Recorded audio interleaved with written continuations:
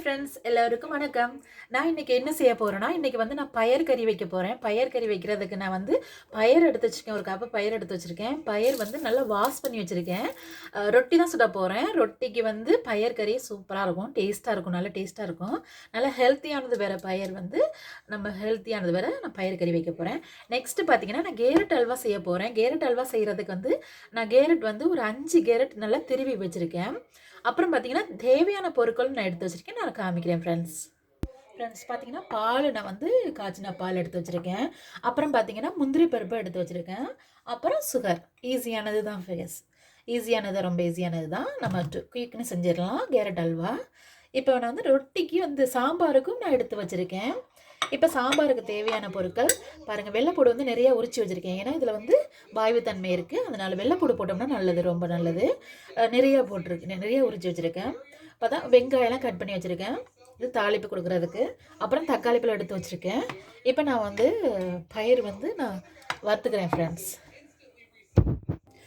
நான் இப்போ வந்து நல்லா பயிர் வந்து வாஷ் பண்ணி வச்சுருக்கேன்ல, அந்த பயிரை வந்து நான் வறுத்துக்கிறேன். நல்லா வறுத்துக்கலாம் ஃப்ரெண்ட்ஸ்.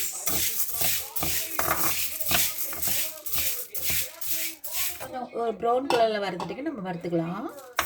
வறுத்து நம்ம சாம்பார் வைக்கும்போது அவ்வளோ டேஸ்ட்டாக இருக்கும். இந்த பயறு கறி வந்து அவ்வளோ டேஸ்ட்டாக இருக்கும் ரொட்டிக்கு. இப்போ எல்லாம் நல்லா வறுத்துக்கலாம்.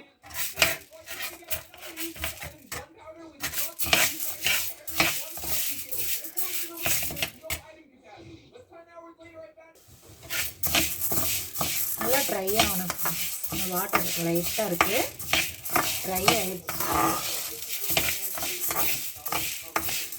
எல்லாம் வறுத்துக்கலாம் ஃப்ரெண்ட்ஸ். இப்படி வறுத்துட்டு நம்ம வச்சோம்னா அது டேஸ்ட் வந்து டிஃப்ரெண்ட்டாக இருக்கும்.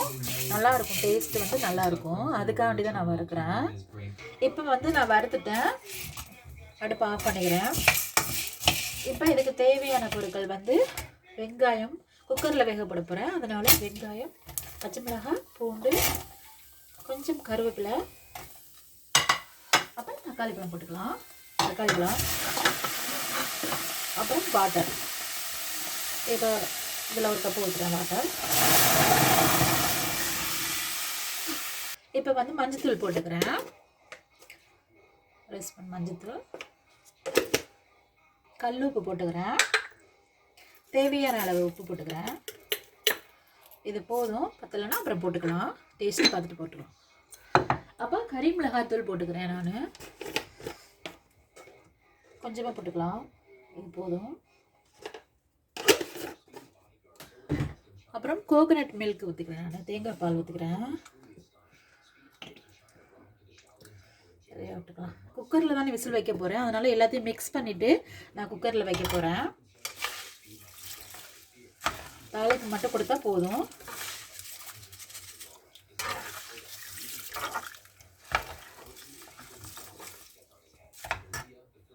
நான் எல்லாம் மிக்ஸ் பண்ணதை வந்து நான் இப்போ குக்கரில் வந்து ஊற்றிக்கிறேன். 2 விசில் விட்டால் போதும். குக்கரில் வச்சுட்டேன் நான். இப்போ வந்து அடுப்பு ஆன் பண்ணிடுவோம் ஃப்ரெண்ட்ஸ். இப்போ வந்து அதை குக்கரில் வச்சுட்டேன் பயரை. இப்போ வந்து நான் கேரட் அல்வா செய்ய போகிறேன். அதுக்கு வந்து நான் நெய் ஊற்றிக்கிறேன். நான் வந்து முந்திரி பருப்பு வந்து பொரிச்சுக்கிறேன் நெய்யில்.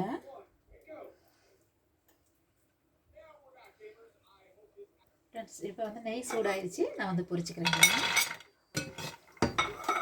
நல்லா சிவந்து வரணும். முந்திரி வந்து சிவந்து வரணும் ஃப்ரெண்ட்ஸ். நல்லா சிவந்து வந்துருச்சு. முந்திரி வந்து நல்லா சிவந்து வந்துருச்சு. இப்படி வந்தால் போதும். இப்போ நான் வந்து எல்லாத்தையும் எடுத்துக்கிறேன். பவுலில் வச்சு ட்ரேயில் போட்டுக்கலாம் எல்லாத்தையும். ஃப்ரெண்ட்ஸ் முந்திரி பொரிச்சாச்சு. இப்போ நான் வந்து இந்த நெய்யிலையே நான் கேரட்டை போட்டு அப்படியே கிளறிக்கலாம்.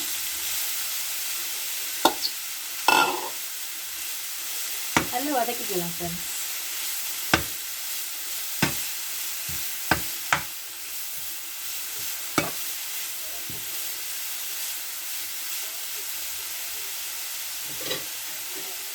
அதை மாற்றிக்கலாம்.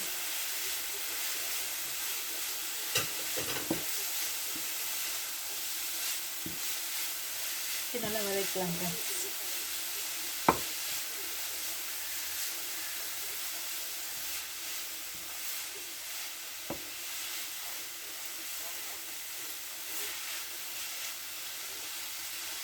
ஃப்ரெண்ட்ஸ் இப்போ வந்து நான் காய்ச்சி வச்சுட்டேன் பாலை ஊற்றுறேன். ஏன்னா பாலில் வந்து இந்த கேரட் வேகும்போது அந்த டேஸ்ட் கொடுக்கும்.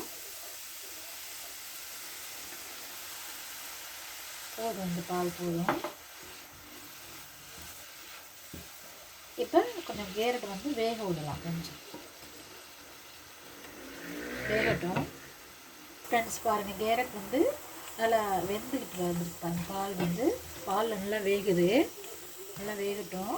அந்த பால் வந்து சுண்டி வரணும், வத்தி வரணும் பால் வந்து.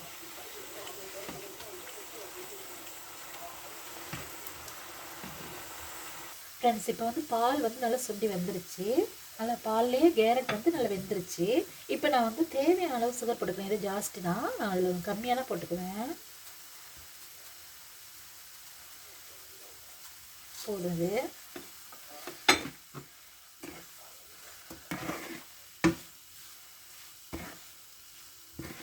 சுகர்லேயே மெல்ட் ஆகணும் நல்லா.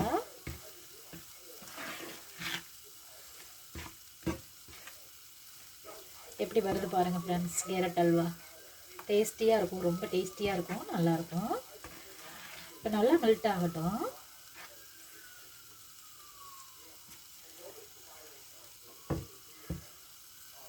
ஃப்ரெண்ட்ஸ் இதுக்கு வந்து ஒரு சிட்டி அளவு சால்ட்டு போட்டுக்கிறேன், இது போகுது. அப்புறம் பார்த்தீங்கன்னா ஏலக்காய் பவுடர் கொஞ்சம் போட்டுக்கிறேன், இடித்து வச்சுருக்கேன், கொஞ்சம் போட்டுக்கிறேன். வாசமாக இருக்கும் கேரட் அல்வா வந்து, அது வாசமாக இருக்கும். இந்த ஏலக்காய் வாசனை, நெய் வாசனை ரொம்ப சூப்பராக இருக்கும் இந்த கேரட் அல்வா. நல்லா மெல்ட் ஆகி நல்லா வரணும், அப்போ தான் டேஸ்டியாக இருக்கும். அதுக்கப்புறம் இறக்கும்போது முந்திரி பருப்பை போட்டு இறக்க வேண்டியதான். இப்போ நெய் ஊற்றிக்கேன். நான் இதெல்லாம் நெய்யில் நான் வதக்கிருக்கேன். நெய்யில் வெந்திருக்கு கேரட் வந்து. ஒரு அளவாக ஊற்றிக்கலாம் நெய். பாருங்கள் எவ்வளோ சூப்பராக மெல்ட் ஆகி வருதுன்னு.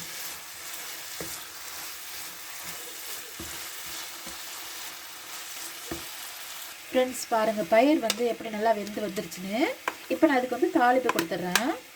சூப்பராக வந்துருச்சு பாருங்கள், செம்மையாக இருக்குது.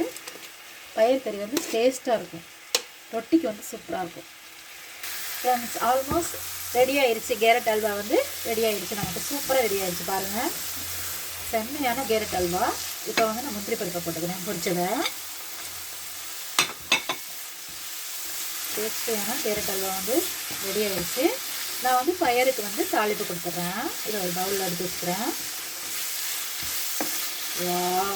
வாசமாக இருக்குது ஃப்ரெண்ட்ஸ். இப்போ தாளிப்பு கொடுக்க போகிறேன் நான் பயிர் கறிக்கு வந்து. அதுக்கு வந்து நான் கடுகு போட்டுக்கிறேன். கடுகு நல்லா பொரியுது. இப்போ வெங்காயம், சுட்டு மிளகாய், கருவேப்பிலை போட்டுக்கிறேன்.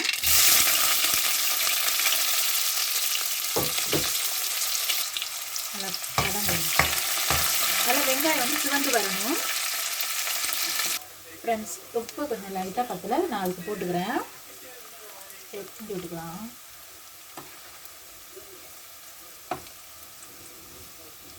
லைட்டாக பார்த்தீங்கன்னா கொஞ்சமாக புளி விட்டுக்கிறேன். புளி விட்டால் தான் டேஸ்ட்டாக இருக்கும் கொஞ்சம். இது போதும்.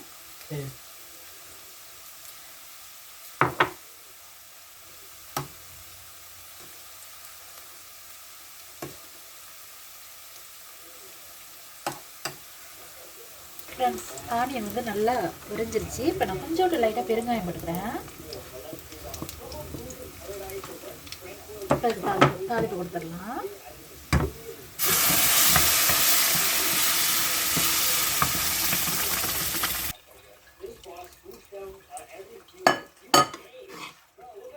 அப்படியே மூடி வச்சிடலாம். அப்படியே திக்னஸாக தான் இருக்கணும், அப்போ தான் ரொட்டிக்கு வந்து டேஸ்ட்டாக இருக்கும். ரொம்ப கட்டியாக தான் இருக்கணும்.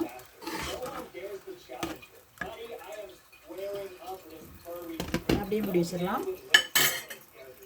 ஃப்ரெண்ட்ஸ் இது கோகோனட் தேங்காய் போட்டிருக்கேன். தேங்காய், மைதா மாவு, கொஞ்சம் விட உப்பு போட்டு நல்லா பிணைஞ்சிட்டு ரொட்டி சுடுறேன். தேங்காய் ரொட்டி. ஹாய் ஃப்ரெண்ட்ஸ், இங்கே பாருங்கள், டேஸ்டியான கேரட் அல்வா ரெடி ஆயிடுச்சு பாருங்கள், இவ்வளோ சூப்பராக இருக்குன்னு. செம்மையாக இருக்குது கேரட் அல்வா. அப்புறம் பார்த்தீங்கன்னா ரொட்டி, எங்களுக்கு நைட் சாப்பாடு ரொட்டியும் பயறு கறியும் செம்மையாக ரெடி ஆயிடுச்சு. இது இது ட்ரை பண்ணி பாருங்கள் ஃப்ரெண்ட்ஸ், செம்மையாக இருக்கும். கேரட் அல்வா வந்து செம்ம டேஸ்ட்டாக இருக்கும். ஓகே, நெக்ஸ்ட் வீடியோவில் பார்க்கலாம். Okay bye. Okay friends, next வீடியோவில் பார்க்கலாம். லைக் பண்ணுங்கள், ஷேர் பண்ணுங்கள், கமெண்ட் பண்ணுங்கள், பக்கத்தில் உள்ள பெல் பட்டனை டச் பண்ணுங்கள் ஃப்ரெண்ட்ஸ். ஓகே பாய் பாய். செம்ம டேஸ்ட்டாக இருக்குது.